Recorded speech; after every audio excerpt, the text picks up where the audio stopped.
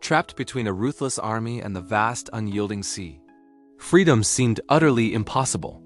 Imagine the scene. A nation of former slaves, having just tasted liberty, now stands at the edge of the Red Sea. The sun dips low, painting the sky in hues of orange and purple, but there is no peace in this twilight. Behind them, a cloud of dust billows on the horizon, a terrifying omen. The ground begins to tremble. Faintly at first, then growing into a deafening roar, the thunder of thousands of horses and the rumble of war chariots. Pharaoh's army, the most formidable military machine in the world, is closing in, intent on dragging them back to bondage, or worse. Panic erupts.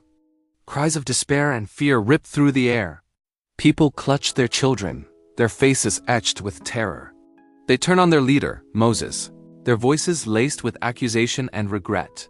Was it because there were no graves in Egypt that you brought us to the desert to die? The hope that had burned so brightly just days before was now flickering, threatening to be extinguished by a tidal wave of fear. The sea before them, an impassable barrier. The army behind them, an instrument of certain death. There was nowhere to run, nowhere to hide. It was the end. But amidst the chaos, one man stood unwavering. Moses, his face resolute, turns to his people. His voice, steady and strong, cuts through the noise of their panic. "Do not be afraid," he declares. "Stand firm, and you will see the deliverance the Lord will bring you today. The Egyptians you see today you will never see again." His words hang in the air, a stark contrast to the thundering approach of the enemy.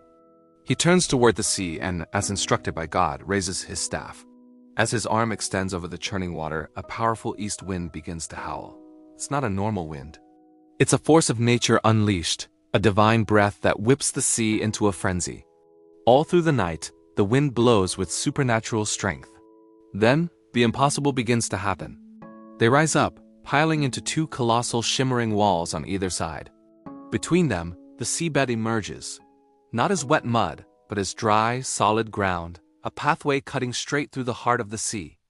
Under the ethereal glow of the moonlight and the mysterious pillar of fire that holds the Egyptian army at bay, Moses gestures for the people to move forward.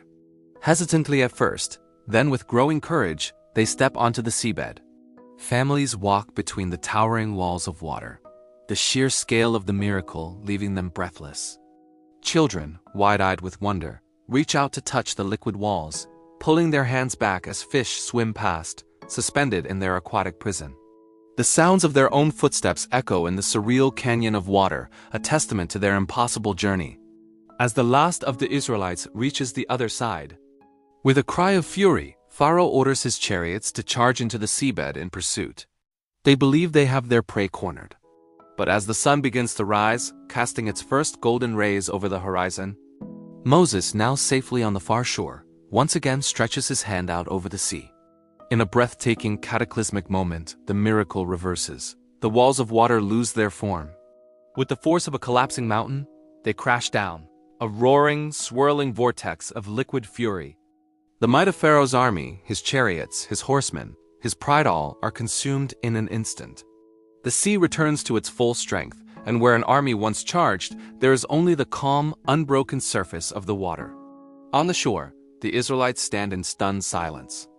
The rising sun illuminates faces streaked with tears not of fear, but of overwhelming relief, gratitude, and awe. The threat is gone. They are not just free, they are saved. A murmur of praise begins, growing into a powerful song of victory and worship that echoes across the water. They had witnessed the impossible. They had walked through the sea on dry land. They had seen the power of their God. And they would never be the same again. Thank you for watching. If this story moved you, please like, share, and subscribe for more incredible stories of faith and history.